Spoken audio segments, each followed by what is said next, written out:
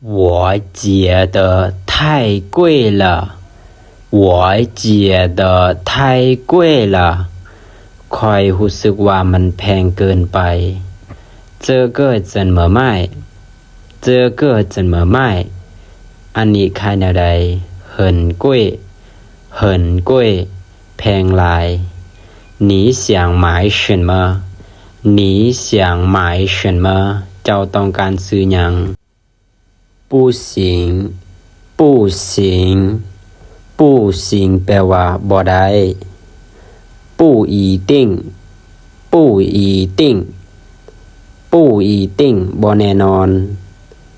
不停不停不停บ่หยุด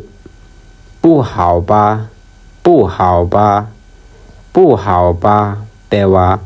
บ่ดีนะ不三不四不三不四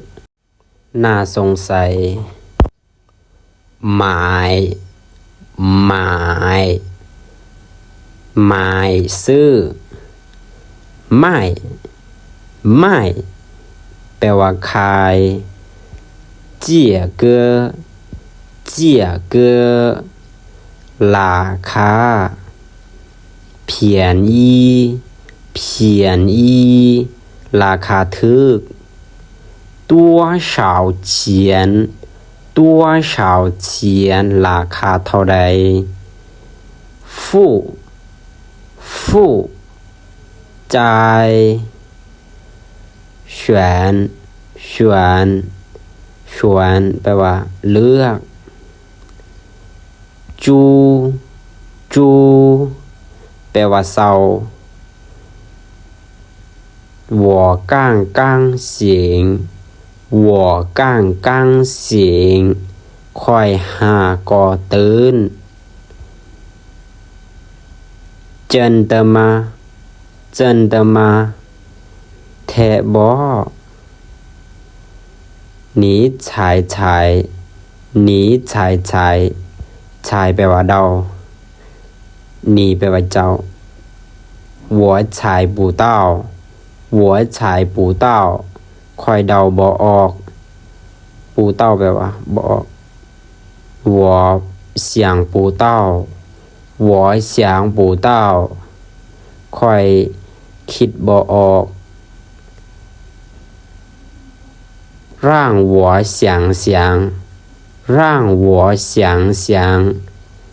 ปล่อยให้ค่อยคิด让我看看让我看看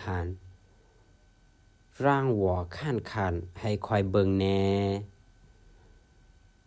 帮帮我帮帮我ช่วยค่อยแน่没问题没问题บ่มีปัญหา我们走吧我们走吧พวกเขาไปกันเถอะ我先走了我先走了ค่อยไปก่อนเด้อ原谅我吧原谅我吧ให้อภัยค่อยเถอะ我也不知道我也不知道ค่อยก็บ่ฮู้คือกัน我想去上班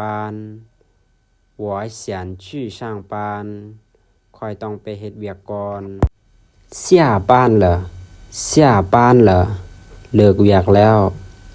下课了下课了เลิกเรียนแล้ว我要回家我要回家ค่อยอยากกลับบ้าน我困了我困了ค่อยอยากนอนแล้ว我去睡觉我去睡觉ค่อยไปนอนก่อนเด้อ今天是个好的日子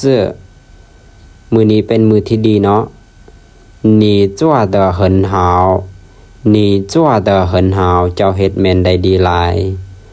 明天一定会更好明天一定会更好มื้ออื่นต้องดีกว่านี้แน่นอน我会在你身边我会在你身边ค่อยจะอยู่ข้างๆเจ้า你可以的你可以的เจ้าเฮ็ดได้以后会好起来的以后会好起来的ต่อไปมันจะต้องดีขึ้น我理解你我理解你ค่อยเข้าใจเจ้าเด้อ没关系没关系加油บ่เป็นหยังสู้ๆ学妹学妹รุ่นน้องผู้หญิง学弟学弟รุ่นน้องผู้ชายตัวนี้学姐学姐รุ่นเอื้อย学长学长อันนี้จะแปลว่ารุ่นอ้าย起床了起床了ตื่นได้แล้ว你是最可爱的啦你是最可爱的啦เจ้าน่ารักที่สุดเลย好困啊好困啊好困啊อยากนอนเด้我在忙呢我在忙呢ค่อยยุ่งอยู่นะ在忙吗在忙吗ยุ่งอยู่บ่今天学习怎么样今天学习怎么样มื้อนี้เรียนเป็นแนวใด你有微信吗你有微信吗เจ้ามีวิสัทบ่再说吧再说吧แล้วจังว่ากันใหม่ประมาณนี้ตัวนี้可以加微信吗可以加微信吗ขอแอดวิสัทแหน่ได้บ่我每天都想再到你我每天都想见到你ค่อยอยากเจอเจ้าทุกมือ你还没睡觉吗你还没睡觉吗เจ้ายังบ่นอนวะ今天工作怎么样今天工作怎么样มื้อนี้เฮ็ดเวียกเป็นอะไรโอเคทุกคนอย่าลืมกดไลค์กดติดตามเพื่อเป็นกำลังใจให้เด้ออย่าพลาดในคลิปต่อไป